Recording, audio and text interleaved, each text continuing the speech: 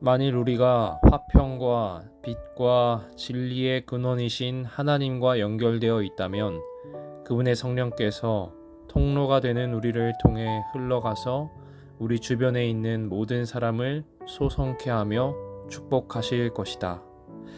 2023년 8월 11일 새벽기도의 말씀입니다.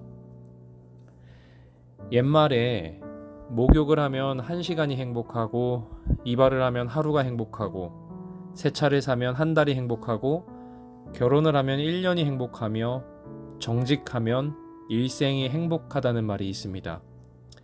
정직의 가치를 강조하기 위한 말이지만 어떠한 기쁜 일이라 하더라도 유효기간이 존재하는 일시적인 기쁨일 수밖에 없음을 인정하는 말이기도 합니다. 하지만 그리스도인들은 이 말에 자신 있게 한 줄의 표현을 추가할 수 있을 것입니다. 그것은 예수 그리스도를 믿으면 영원히 행복하다는 말입니다. 세상의 어떠한 것도 영원한 기쁨을 보장할 수 없지만 예수 그리스도를 믿는 자들에게는 영원히 사라지지 않을 만족과 기쁨이 주어지기 때문이죠. 성경은 선악의 대쟁투가 단순히 악한 존재들의 멸망으로 끝나는 것이 아니라고 말합니다. 죄의 영향력으로 인하여 오염되고 창조 질서에서 벗어나 있는 만물이 완전하게 회복되는 일이 있어야만 이 대쟁투가 맞춰지게 된다는 것입니다. 왜냐하면 하나님께서 창조 당시에 의도하신 이 지구는 죄와는 전혀 상관없는 곳이었기 때문에 이 지구상의 어떠한 한 공간이라도 악인들이 죄로 인하여 영원히 고통받으며 남아있게 된다면 그것은 완전한 죄의 종말이라고 말할 수 없고 이 천연계의 어떤 부분에라도 죄의 흔적이 남아있게 된다면 그것 또한 창조 당시의 완전함과는 거리가 먼 것이 되기 때문입니다. 그러나 대쟁투가 끝나게 될 때에는 그렇지 않을 것이다. 그때에는 구속의 경륜이 완성되며 하나님의 성품은 창조함을 받은 모든 지적 존재들에게 드러나게 될 것이다. 하나님의 율법의 교훈은 완전하고 영원 불변하다는 것이 알려질 것이다. 그때의 죄는 그의 본성을 드러내고 사단은 그의 성격을 드러내게 될 것이다.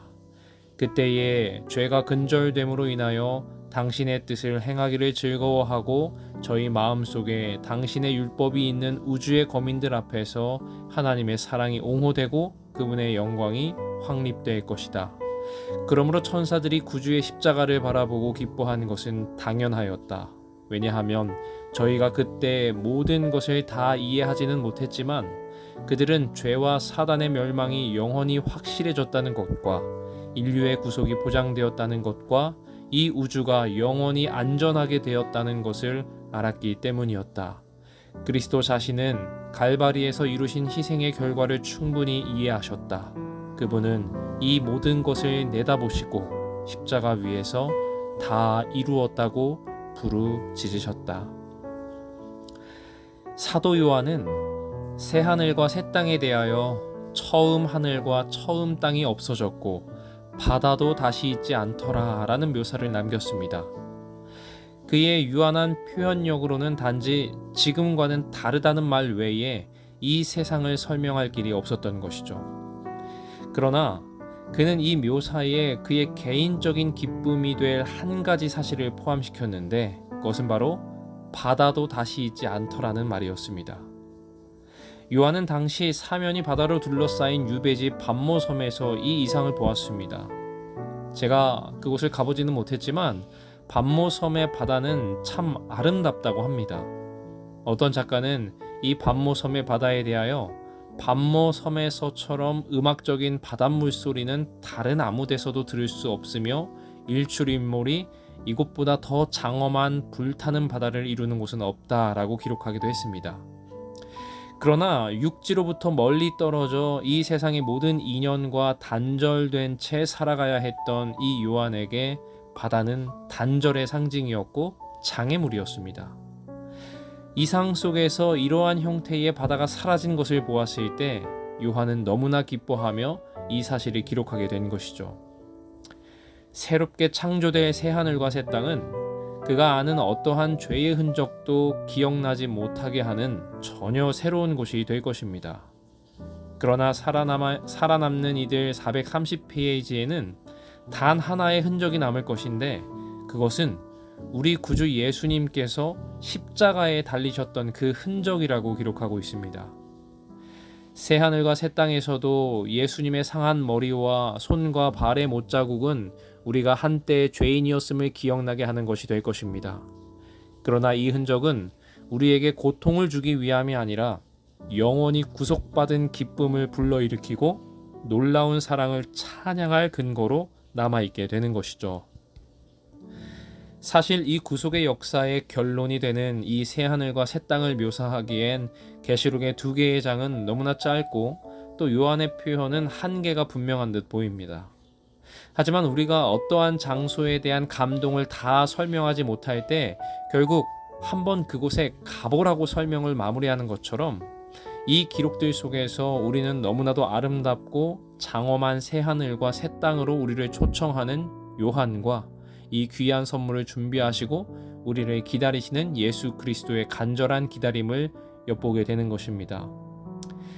아름다운 새하늘과 새 땅은 우리를 위해 준비된 곳입니다. 그러나 그곳은 누구에게나 허락되지 않은 곳이기도 특별한 곳이기도 합니다. 예수 그리스도를 통하여 죄와 상관없게 된 이들, 이 세상이 주는 잠깐의 기쁨이 아닌 영원한 기쁨을 위해 사는 사람들만이 그곳에 거할 자격을 갖게 될 것입니다. 우리 모두가 이 모든 것을 내다보시고 십자가 위에서 다 이루었다는 예수님의 부르짖음을 기억하셔서 모든 죄의 흔적이 사라진 그곳, 새하늘과 새 땅에서 영원한 생명을 누리는 하늘 시민들이 될 수 있기를 간절히 소망합니다. 함께 기도하겠습니다. 하늘에 계시는 주님, 인류를 구속하기 위한 주님의 위대한 사랑의 경륜을 우리가 늘 기억하게 하시고 언제나 하나님의 선하심에 감사하며 사는 주의 백성들이 되게 도와주세요. 예수님의 이름으로 기도합니다. 오늘의 기도 제목을 말씀드리겠습니다. 계속해서 우리 교회의 환우들을 위하여 기도해 주시고 또 특별히 다가오는 안식일 예배의 회복을 위하여 기도해 주시기 바랍니다. 더불어 코로나의 신속한 회복과 각자 가지고 계신 개인의 기도 제목을 가지고 이 아침 기도하시겠습니다.